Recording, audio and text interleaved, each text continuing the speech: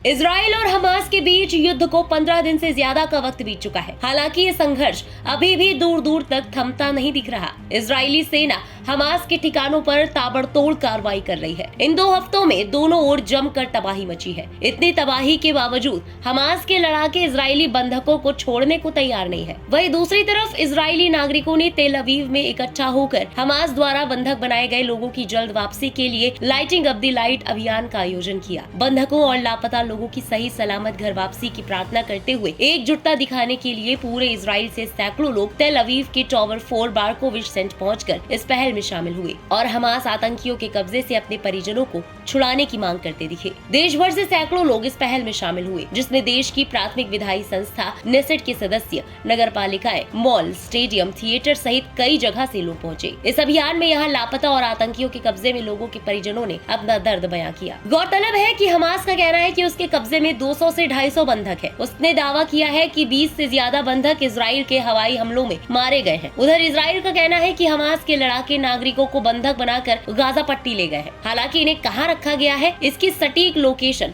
नहीं मिली है। इसी वजह से इनका रेस्क्यू करने में दिक्कत आ रही है। इसके अलावा हमास ने जिन लोगों को बंधक बनाया है वो सिर्फ इजराइल के नागरिक ही नहीं है, इनमें कई सारे देशों के नागरिक भी शामिल हैं। ऐसा माना जा रहा है कि कई सारे बंधकों को हमास ने गाजा पट्टी की सुरंगों में रखा है। इन सुरंगों को इजरायली सेना गाजा मेट्रो कहती है। बताते चले कि 7 अक्टूबर को जब हमास ने हमला किया तो उसके लड़ाके इजरायली सीमा में भी दाखिल हो गए थे। हमास ने इजराइल के लगभग 200 नागरिकों को बंधक बना लिया था। हालांकि इजरायली जेलों में भी बड़ी संख्या में कैदी ऐसे हैं जो दशकों से कैद है। सैकड़ों कैदियों को सिर्फ पुलिस ने गिरफ्तार कर जेल में रखा हुआ है। ना तो उनका कोई ट्रायल हुआ है और ना ही संबंधित कैदियों को, वकीलों को कुछ पता है। इजरायली शासन ने फिलिस्तीनी कैदियों को किन किन जेलों में रखा हुआ है, इस बात की जानकारी भी परिवार वालों को नहीं है। और हमास ने इजरायली सीमावर्ती इलाकों में हमला कर 200 से ज्यादा लोगों को बंधक बनाया और तब से हमास द्वारा बंधकों को छोड़ने के एवज में इजरायली जेलों में बंद फिलिस्तीनियों को छुड़ाने की मांग की जा रही है। हमास ने 2 अमेरिकी महिलाओं को रिहा भी किया है, लेकिन इस बीच हमास ने इजराइल पर उन कैदियों को रिहा करने के पीछे हमास का प्रोपेगेंडा बताया है। फिलहाल